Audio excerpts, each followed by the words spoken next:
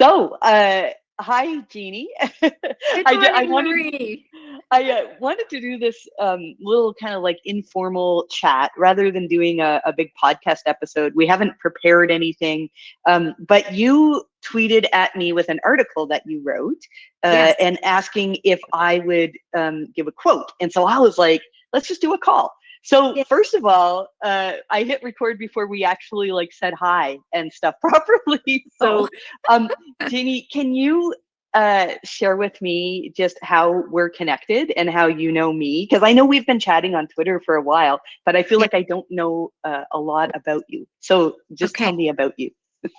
Okay. Well, goodness, I've been in digital marketing or web. I started out in web design or web communications. It was because there was a need for a website and one didn't exist that worked. And so I said, I'll get it done.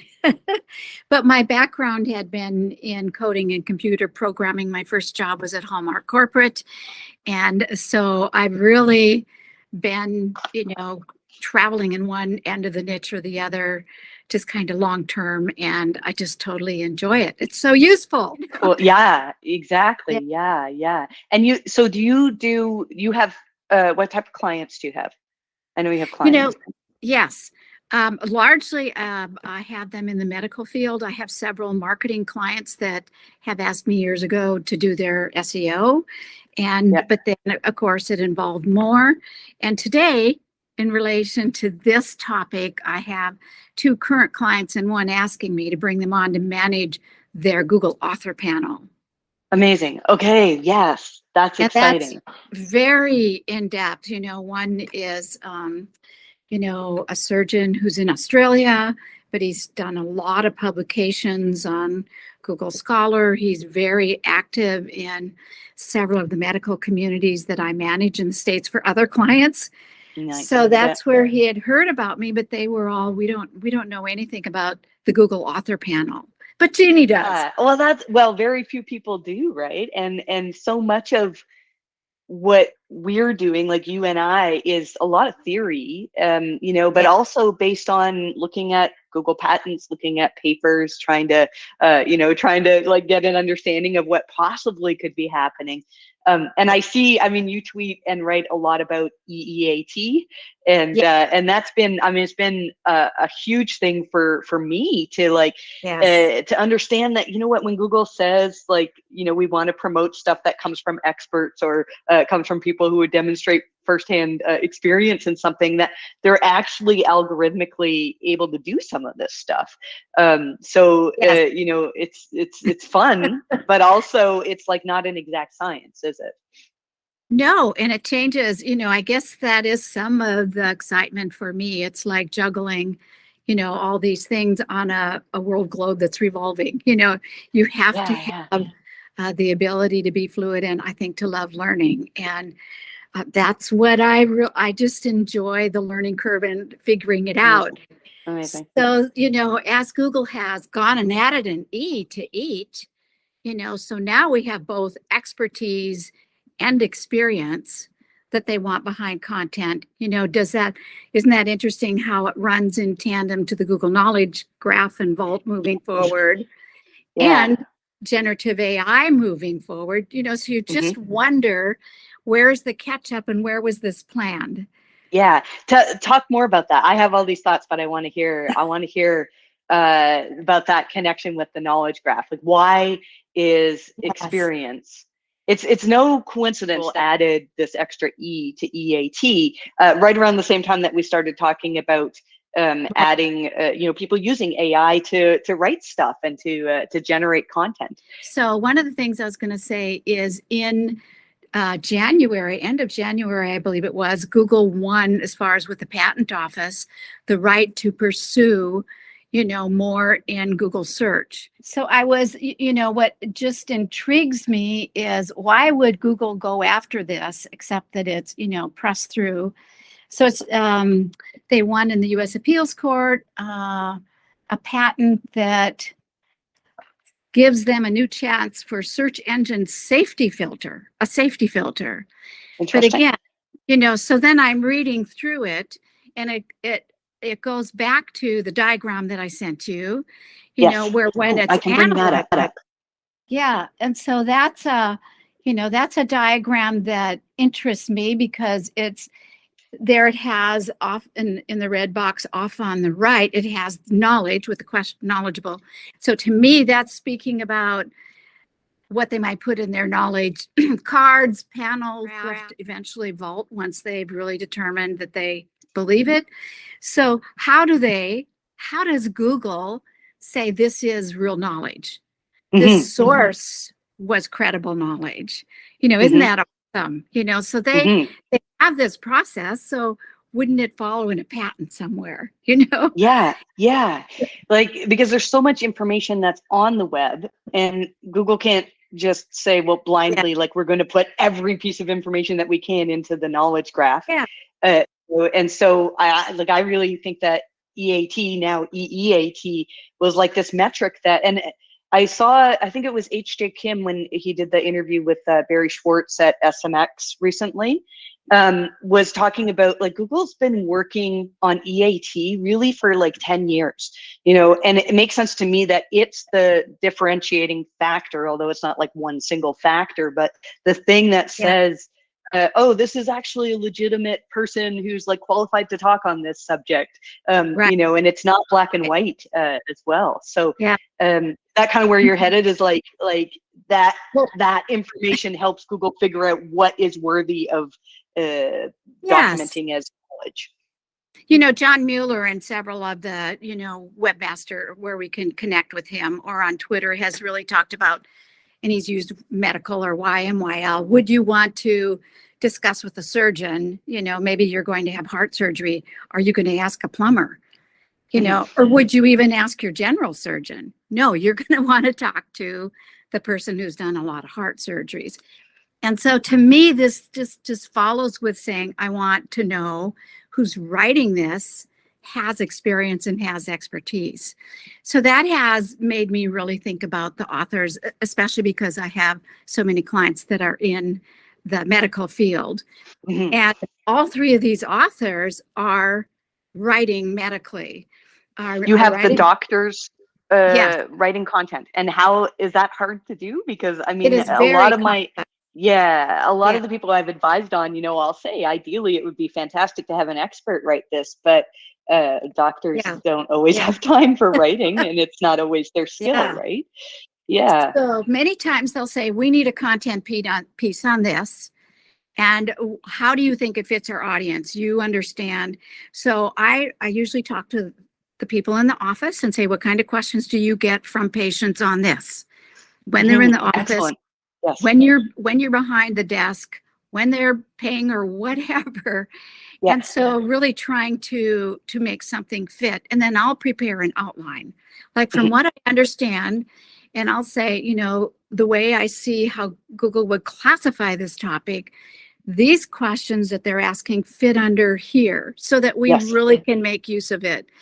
And so then they write, and then usually they say, now make sense of it, Yeah. So putting it in a flow on the page, putting headers to it, putting a jump link at the top to a table of contents, getting the metadata, either the how-to or the FAQ, that's all something that I do. But I'm very careful to right under the title put who wrote it. Yes. And that's okay. Yeah. I may have done research work, and I may have done kind of an outline suggested for what I would include that fits here and not let it wander everywhere. But they write the content. And so I go back and forth on, for a while, I felt like it was really important to have a recognized expert in your field so that for the connections in the knowledge graph. And I still do think that that's important. Like if I always use myself as an example, kind of egotistically, but if I write something on SEO and it gets published in, say, search engine land, I think that strengthens the connections in the knowledge graph to say that Marie Haynes is skilled on SEO because another organization that is recognized as skilled in SEO, is connected with me. And then some people had challenged me saying, but there's too many authors in the world, like Google would not be able to know everybody. Do you have any thoughts on that? Do you think that every author is in the knowledge graph? No, I would think that's probably not where they're at. Maybe eventually they want to go there.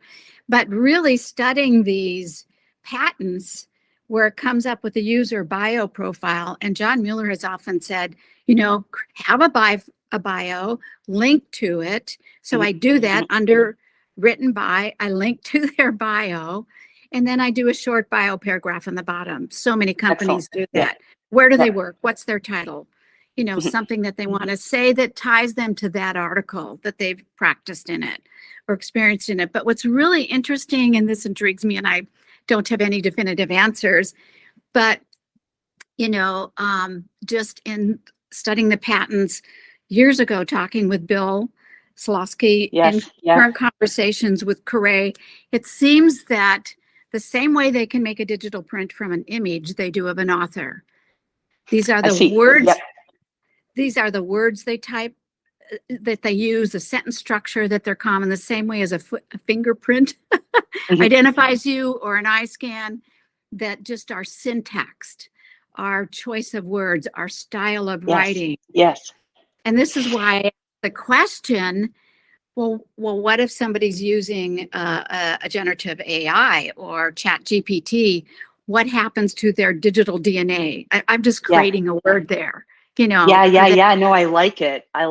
It scares me too, because we've seen with the Bing chat that I can type in, what does Jeannie Hill think of, this topic, and Bing can grab what you've tweeted. Like it can grab, I think Glenn Gabe put that in for me. What does Marie Haynes think about this? And it said, oh, what does Marie Haynes think about Bing?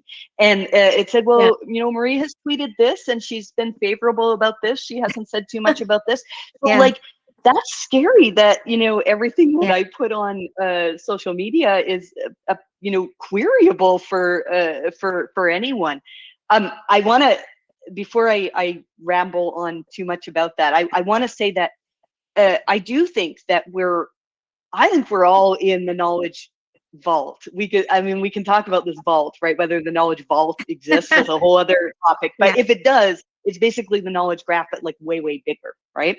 And I think that only right now what we're seeing is when you get a knowledge panel, like there's only certain authors that Google has enough confidence in to say, like we're gonna show people that this is fact, that this person was born on this day, this is where they worked, like, but I do think they have connections about pretty much everybody. Like if you have an online presence, they have those connections.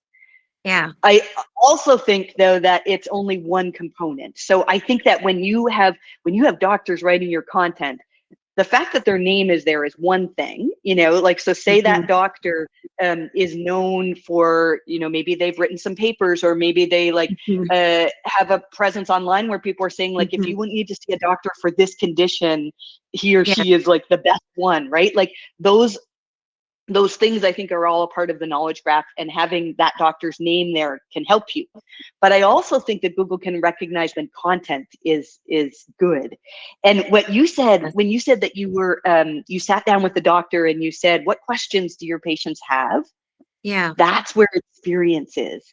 It's not saying like, I've been practicing medicine for 40 years. Like it's basically saying like, I know the questions that my customers have, that my patients have.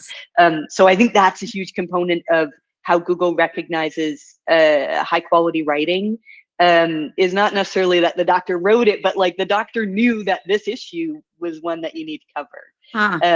So I think that Google can, maybe I'm giving them too much credit, but they can look at the whole concept of a page and go, this was written from a place of expertise, or it was written containing experience that we haven't seen on other websites. And as long as there's enough, Google's got enough trust, where this is where the author knowledge information comes from, right? As long as Google has enough trust in that author.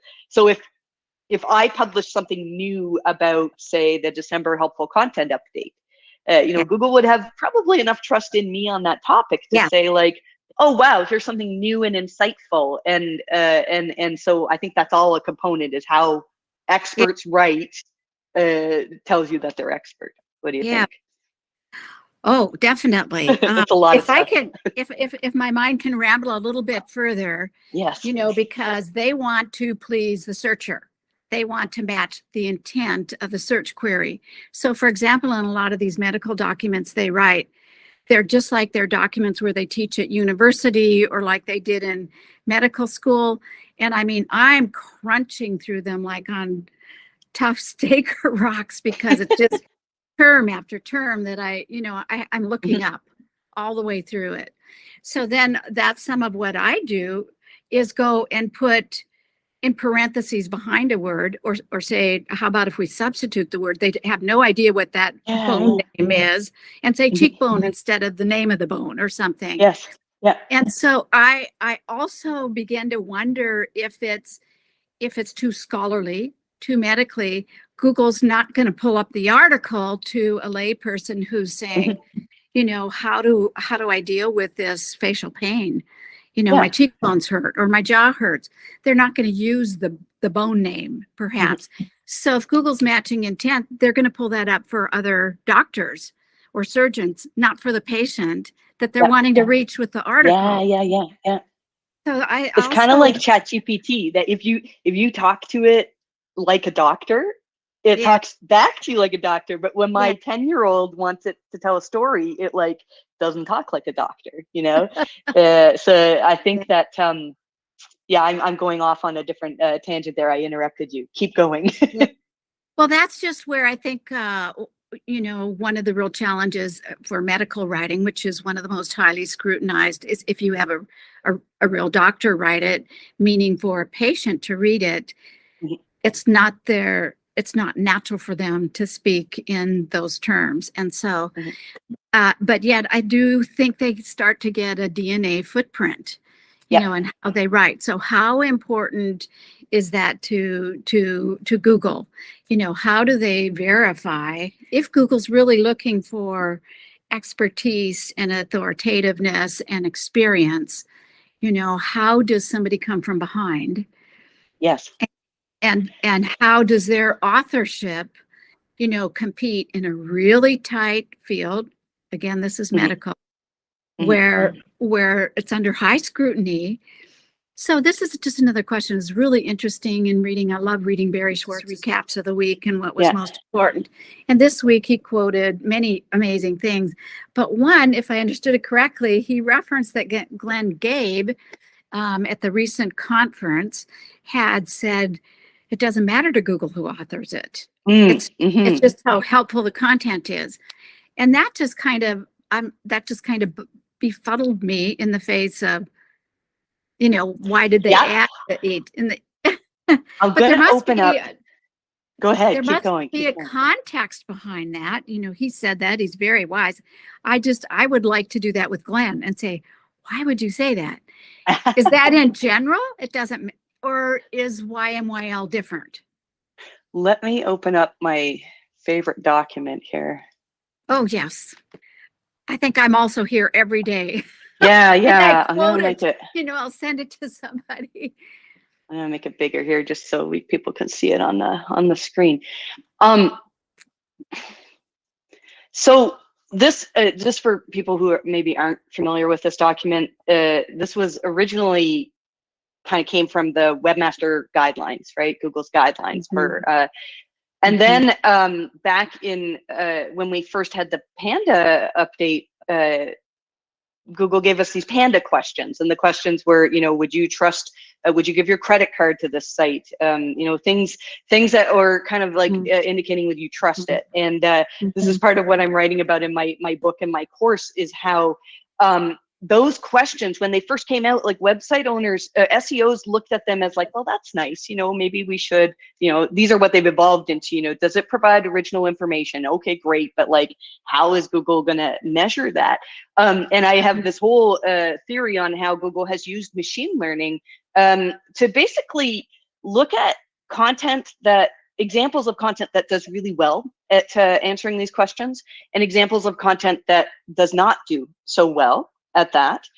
And then they can make algorithms not to like exactly replicate that, but to say like what's consistent with helpfulness for when people do this type of query. So for me, I think that Google, first of all, they understand the intent behind a query. And their most important thing to figure out is we want to make sure that we're not going to provide people with content that could harm them.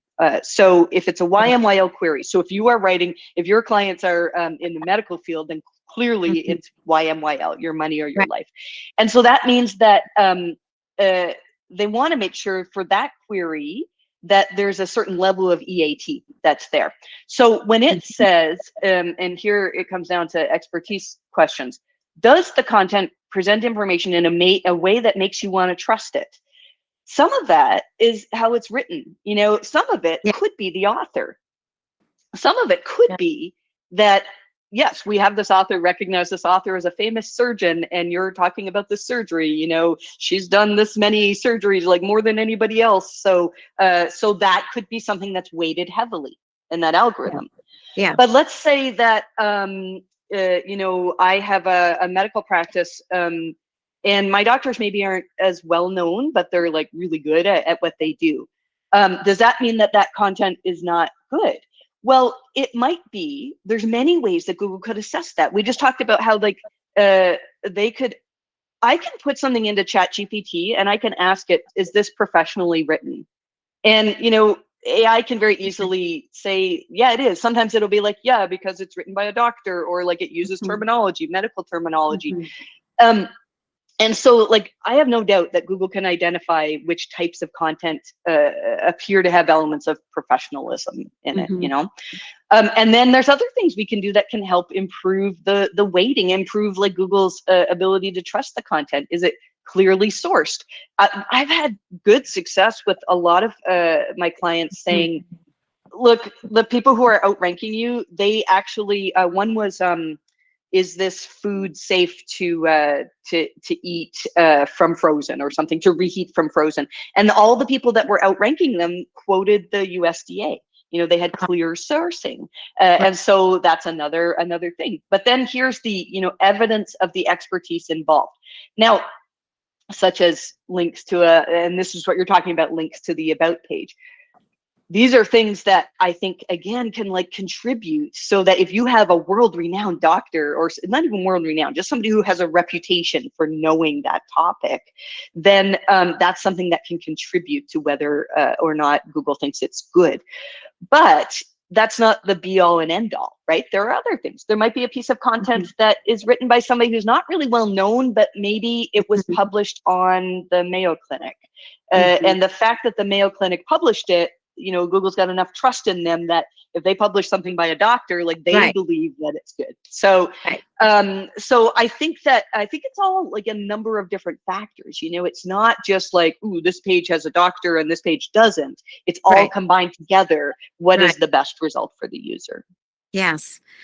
What do you think of this? I have really worked to be more specific too. So, for example, the it might come and say, we work with a lot of TMJ patients. Well, I'll come back and say, can you look at the last year, the last 12 months, and tell me how many TMJ patients you treat per month? And then we go back and we updated it and say, we treat on average 76 new TMJ patients in a month. You know, I think that could, I mean, I'm guessing, but I think that could be a component where Google looks at the verbiage. You know, now I've seen people try to manipulate that. You know, I've seen people say, I've been writing on this topic for 10 years. Like, clearly you haven't been. I don't think it's as black and white as like Google says, oh, they say they've been doing this. You know, they're going to want to see external evidence that, and I don't know whether they can tell, you know, through the knowledge graph. Probably there's connections to say, like, is this a licensed medical practitioner? You know, is this like, if they do have all of those connections about each individual. So, you know, I think that, and then this is super important too, you know, if somebody researched the site, this is authoritativeness. If someone researched the site producing the content, would they come away with an impression that it's well trusted or widely recognized as an authority? And that's why, like, say I wrote an article on my SEO blog about an SEO topic, and I had, you know, somebody maybe who worked for me, but didn't have a public persona write it. the site itself, my site, is well known as writing on these Yes. topics, you know, so Yeah. reputation is and is so important. And then there's, you know, this is the part that is the content written by an expert or enthusiast who demonstrably knows the topic well. I think that's where, like, it's a superpower that you have, where you're able to ask the doctors what are the questions that people are coming to you with. You Yeah. know, because that means you have to know a topic well to be able to answer that Yeah. question. So sometimes if I've started an article, I might say, you know, something like, yes, we've written on this for a number of years. We're fascinated with these changes. There's new guidelines out for, say, opioid prescriptions, you know, Yes. and responsibilities that just have been approved. But we were featured in an article on NIH back in, you know, and then link right to it. So there's Yes. proof. Amazing. Yeah. You know, it's not like I'm just saying I've written on it before. They can go click on that. But then also quoting statistics that relate to it. And I love it. use a lot of fact checked schema.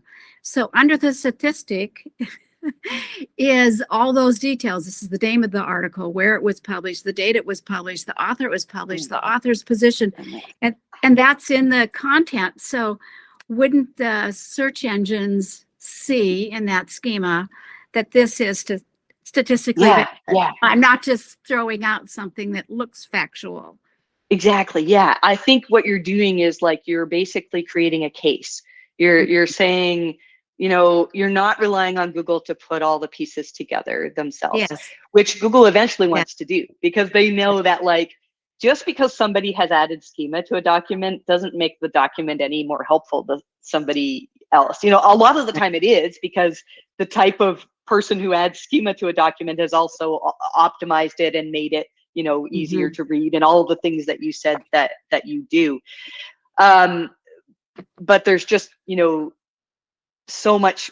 It's the whole package, really, is that Google's trying to say, look, somebody typed in this query, we want to give them the best answer, you know, and sometimes that is going to be having a doctor write the content, or you know, all of those things that you said.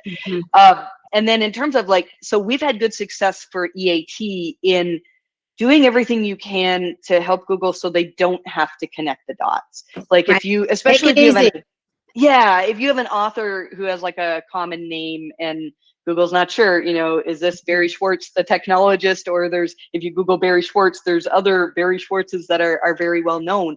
So adding schema, I really like using same as schema to say, this is my author who also wrote for, and I'll link to their author page on whatever authoritative publication it is. Now, I think that, this is a guess though, I think that once you get to a certain point and Google understands your author, that's much less important to do that. Sure.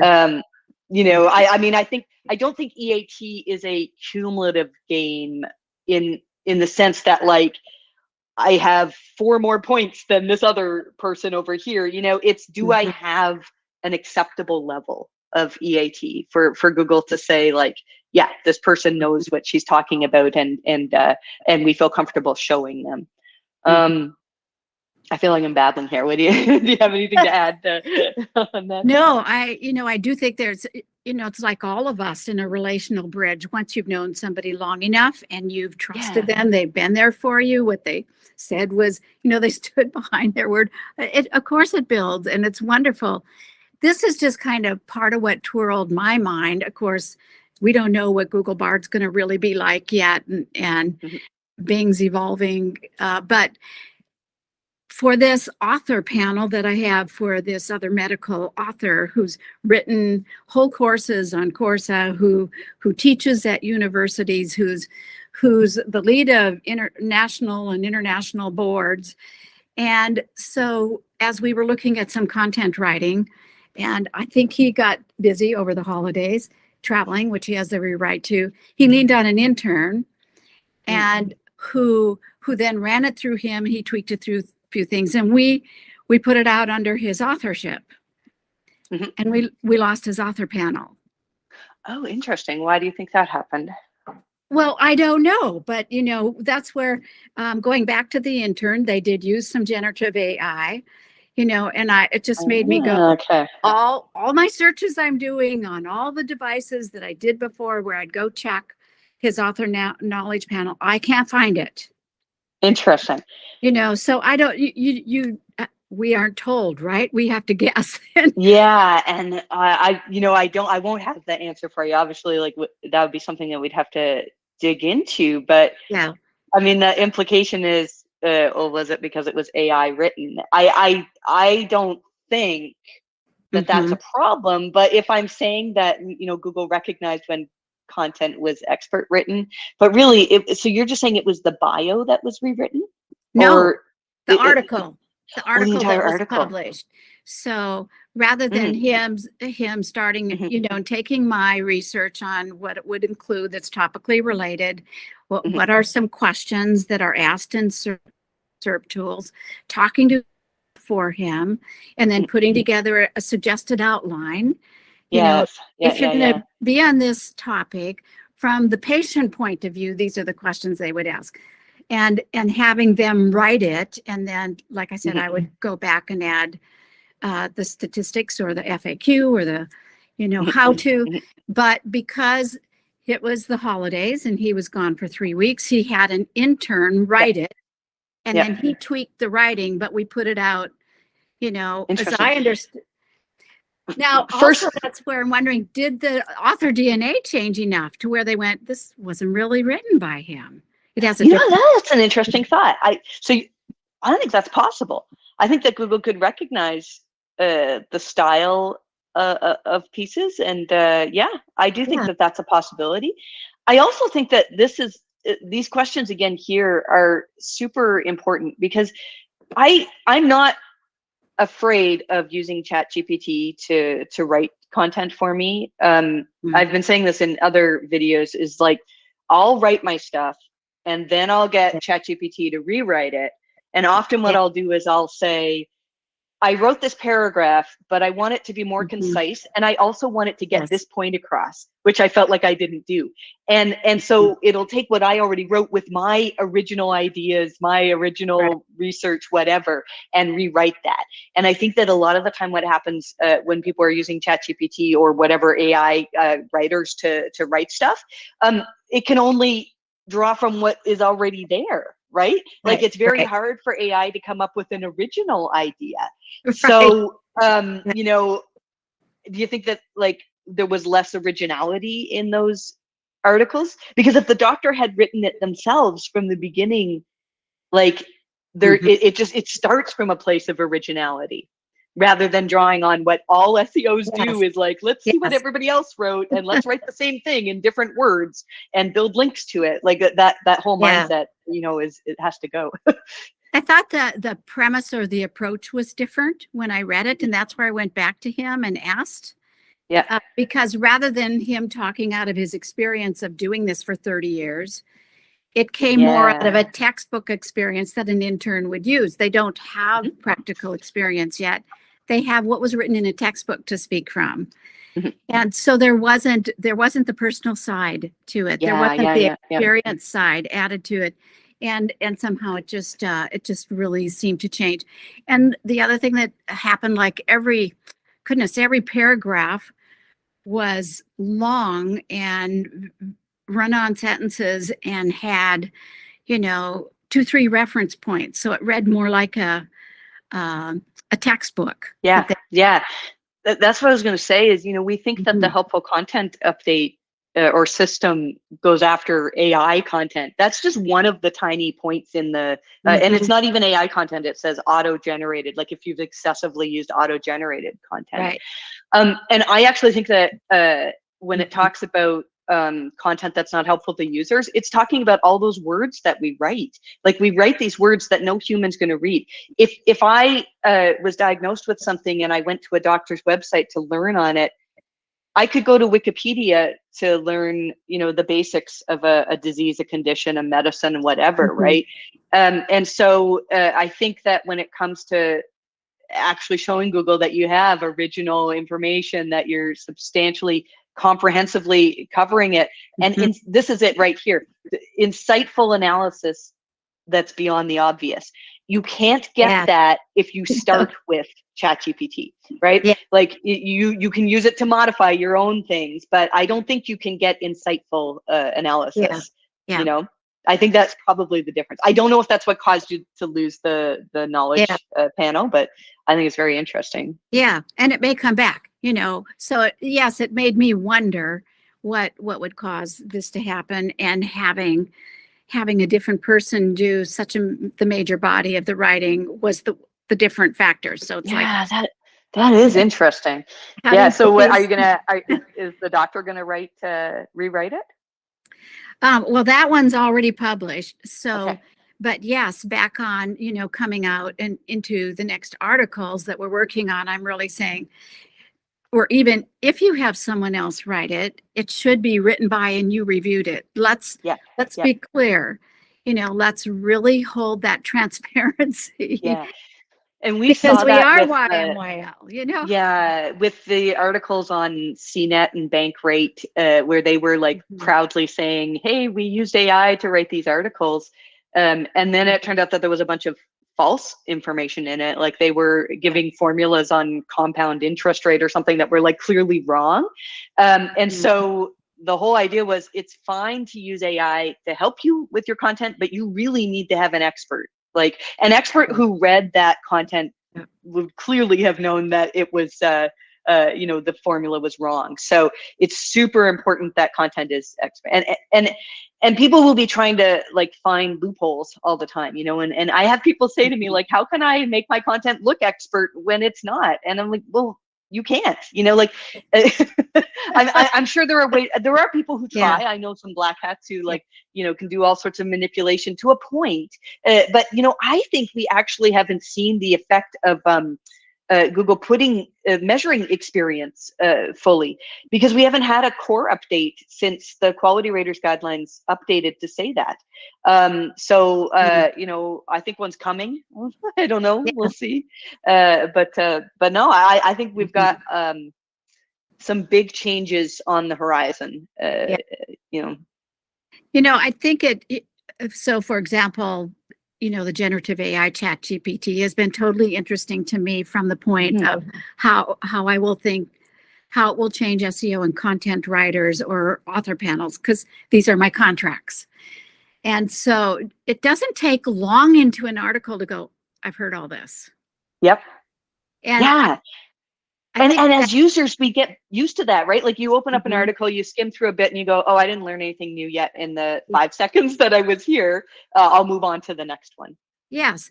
And so, I mean, I think, isn't that maybe what this is talking about right here in the helpful content? You know, what is adding to something?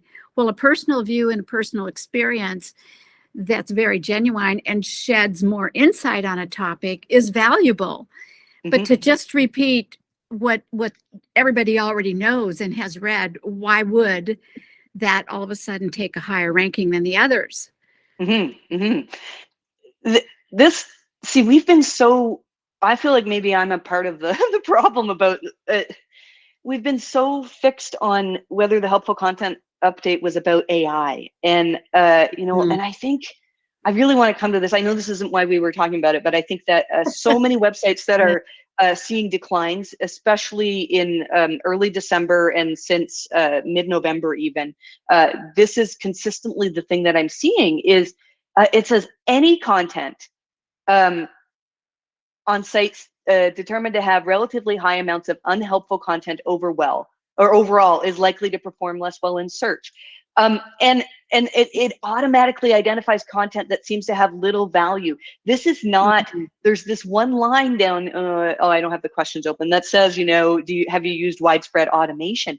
But so say I used ChatGPT to write an article about a medical condition, and it was accurately, you know, it was accurate, it was factual, it had all of the facts that a person needed to know.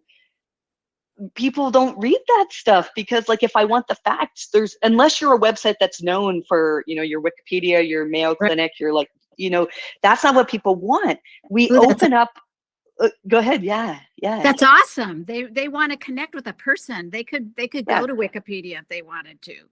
Yeah. So I don't know what it's going to look like when we see the full extent of Google rewarding experience. But I think that as long as you're actually working with real experts, you're on the right track. I think you'll be ahead because you've been giving Google the schema. You've been when you properly organize content into paragraphs with good headings, that makes it really easy for Google to say, oh, here's the part of the content that the searcher actually wanted to know on this page. But I think they're going to get better and better at actually recognizing like which pages have that content. And so we'll need less and less schema organization. I think their goal is to make it so that we don't need to do that stuff. Right. But content that's well optimized like that is doing well these days. Yeah. So you definitely have like a leg up in understanding EAT. Well, it's really amazing that you started out here beginning more with reputation, and where does that trust come from? If Google says in EEAT, the trust factor is biggest, where does the trust factor come from? It seems like it's an accumulation of that experience and that expertise. Yes. Do they have authority on the topic? Have they been asked to speak on it? Do they write a course on it? Do they have a white paper? Where is their authoritativeness on the topic? Yes. So, exactly. Yeah. They can't, and now we have even a greater proliferation of content with people able to put out 10 articles a day if they want, using generative AI. So if I was a search engine needing to really source something that was going to be helpful or of value or different, an added perspective, how would I create that trust algorithmically, obviously, so that it can identify those other factors that build that trust? So to me, to say experience and expertise is a human factor. We're not talking about has the chat bot learned enough from Wikipedia to, an article to be the expert on the topic. Isn't it the person? Yeah, it is. And it all comes down to, and that's why when Google announced the helpful content system, they said it was, promoting content that was created for people by people. And so, which is tricky because I think Google created this whole mess of, they gave website owners the opportunity to monetize. So then as human beings, we're like, well, I need to do more of that. I need to create as much content as I can and learn how to make Google like it. And so we have, all these websites that have millions of pages that would not have existed if it wasn't for the system that Google gave us. And so I think we're going to see that a lot of these websites that there's not an actual real world business there. There's just, an opportunity that got jumped on. A lot of those are going to suffer when Bard comes, because Bard is going to be way better than what we've seen with Bing. Bard, I really feel pulls from the knowledge graph, which Bing, they have their own knowledge graph, but it's nothing like Google's. And it will be up to date with, everything informational that you want to know. So again, if I want to know about a particular surgery or a medicine, now who knows? I think it's possible that at first Bard is not going to give YMYL information. But if you want just information about something, it's going to be a really good source. So if I'm a website, my focus should not be on just information. It has to be on what can I bring that will make people go beyond the information, which again is personality, is experience, is expertise. So yeah. I mean, how much do people come back and read another article because they have, even if it's just through reading, writing, they have developed a relationship, with that entity? You certainly have that, I think, on Marie Haynes Consulting. And so that trust factor is huge, but also I feel like I know you through these years and years of hearing you share and reading your articles and texts, and you have a very logical approach. Even the way you talked about how you're using generative AI, you explained it. I changed these inputs. I refined it with this query. And so that, to me, builds a lot of trust. because Relationship, right? it's the relationship. I feel like I know you, and that you're a logical person. You let me see the flow of where, so I can come along with you. I think some of this discussion, it happens because of marketing, right? Like we're so used to being told to, and we're so used to people saying, I'm really good at this, so you should come pay me money to do this. Where people are not dumb, right? like they, you know, we've been scammed so many times. We've been like, we bought so many self-help books that were like maybe okay, and so you know, I don't know everything, but I've dedicated so many years to understanding Google, and then we have conversations like this, right? And so I think people see that authenticity in any profession is they're looking for people who are not just good at selling them something, but instead are like, I want to learn from that person. And that should be our goal with our clients, is like to get, but it's really hard because everything we've been taught is like shout at people, market at people, you know, and I think that we're heading to a new era where people are just tired of being marketed to and instead want to connect with actual people. So that, you know, that should be our goal with our clients, is like, how do we, I think some of that is just brand presence, you know, like how do we get people to love our brand and to engage with our brand, and then promote content alongside that, you know, rather than the opposite, how do we promote a ton of content to build a brand? So this makes me really think, and it makes me want to ask you, if we're going to be consumer centric and take the reader's point of view or a customer's point of view, how do we think they feel if at the end they go, oh, that really wasn't a person, I just read what a bot said? You know, how would they go to them with their problem or their solution, or, you know, so I can see it being much more useful as a tool to shape what you say, but it can't replace the human experience as just a cut and piece. You know, John Mueller said yesterday, was it on Twitter? He goes, well, where did we learn in university that content was cut and paste? Yeah. You know? Yeah. Oh, that was from the whole regenerate response. This is probably a good thing to end with here, is like the other end of the scale of using ChatGPT or other writers to write your stuff. If you do a search right now for, in quotes, regenerate response, you'll see all sorts of people that just, that's the end of your ChatGPT screen, right? So people just copied and pasted. That's the opposite of what we want to do. I think, I really think that we've just scratched the surface of what we can do with ChatGPT, and I think it's made me a better writer. You know what I've been doing today is just rambling. I put my headphones on and dictate stuff, and you know, normally when I do that in Google Docs, it messes up all the words, you know, and it's bad. But then I take that and I put it into ChatGPT, and it figures out what words I was trying to say, and I'll say, take this and write it so it's more concise. And then it does really well. And then I'll take that and then I rewrite it again and put my own voice back into it. So that's a lovely process. There's a lot of work. Yeah, I really think it's so useful to inspire ideas or take rambling sentences into something more concise. Yeah. Yeah, well, I think we've got a lot to learn. It's an exciting time coming up. I'm sad for a lot of websites that have been, you know, profited off of just publishing tons of information. But I'm really excited about the opportunities that are going to open up. So how about you? Are you more scared or excited about what's happening with AI? Well, I'm coming from the point of view perhaps right now that I'm really excited about ways it will streamline my workflow, because there's so much we want to do. And I think to be too tentative or fearful to embrace it, you can really miss the good things. And so much of it, like always, is a balance, and it's evolving. But I think I'll understand better where I want to end up, which never has a definitive point, if I'm in the game, if I'm embracing it. And it's a really good brainstorm partner.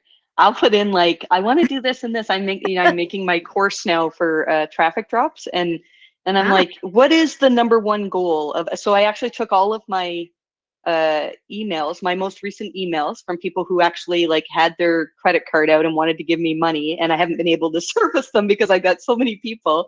And I got ChatGPT to summarize them and figure out like what is my client's biggest need. And because I am creating a course to help people create helpful content and you know, all the things that I've been saying for years, packaging that into a course. But it turns out that my audience's biggest need right now is assessing why their traffic dropped. And so if I had just gone, you know, so ChatGPT helped me figure that out. And then it helped me figure out like, what should my course sections be based on what the user intent is, as opposed to what I think the user intent is. So I could go on forever, but I love rambling about ChatGPT.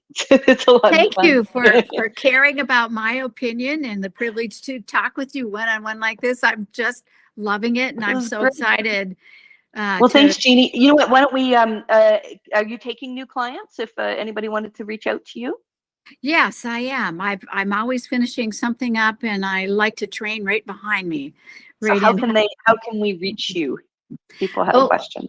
I am on Twitter. I picked a handler years ago that's Essential Skills, and I don't know even why I was on such a whim. Sounds like an EAT related handle. That's great. There's my E. There you go, my E. And you've got an article that, if we were going to talk about this article, all about ChatGPT and can it make expert authors more valuable. So I'll leave a link to that when we publish this. And I'll put it in newsletter as well too. So thanks, Jeannie. And you can see where I'm coming from. I'm trying to inform and help the people that I'm managing their author profile by understanding the influence of this. So I'm sure I'll need to update it. And thank you for your comments. And let me know what you would like me to add. Awesome. Yeah. I'll give it a good read through when I write it for newsletter. All right, I'm going to end the recording here. Thanks so much, Jeannie, and thanks for everybody who's watching. If YouTube's going to suggest another video for you, and you should click that because it's going to help me and it's going to help you as well.